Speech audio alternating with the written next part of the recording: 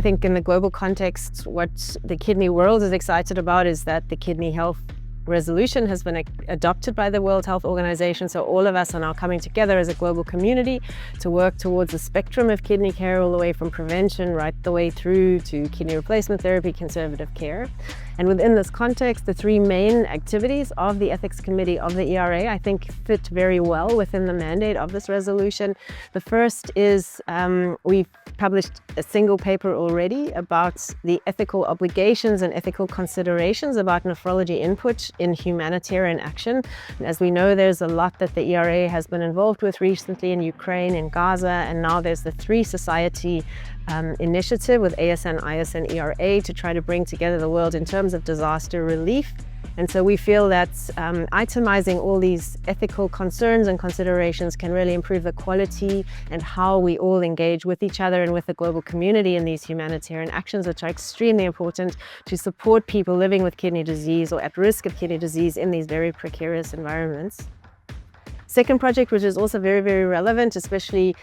given the sort of enlargement and necessity of AI in nephrology and clinical care, and also in terms of global health and global data tracking, is the ethical implications of AI. And this is not only restricted to the typical thoughts of privacy and confidentiality, but Wim van Biezen led a paper that we've recently published, and we're hoping in the committee to go a little bit more deeply into this, thinking about how we can leverage AI, how we can use AI, but also how we can be very careful about all the potential ethical pitfalls, the potential benefits and harms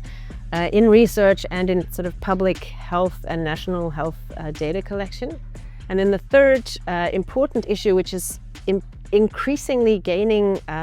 importance because many countries are considering legislation to permit transplantation after assisted suicide or euthanasia, is a project that's being led by Jadranka Buturovic in the Ethics Committee. And here again, we have a manuscript in preparation, but are very interested to engage with a broader kidney community about all the ethical sort of benefits, harms, challenges, because everybody, when they hear about potential donation after euthanasia or assisted suicide, tends to have sort of a gut feeling. Is it right? Is it wrong? Is it too much? Is it too little? And so we really feel that we as the Ethics Committee here have at least a role to try to put some of the ethical considerations on the table, and then again would invite really inputs and contribution from the broader community to help us all to understand where we ourselves as individuals really feel and fit in this sort of conundrum at times, and also potentially to try to assist colleagues to learn to have sort of conversations about this, so that we can also learn to try to educate the public a little bit more, because I'm sure we're going to be getting more questions about this from our patients, potential donors, potential recipients. And so working through all the ethical pros and cons, really, benefits and harms, we think is a potential service to the kidney community from the Ethics Committee at the ERA.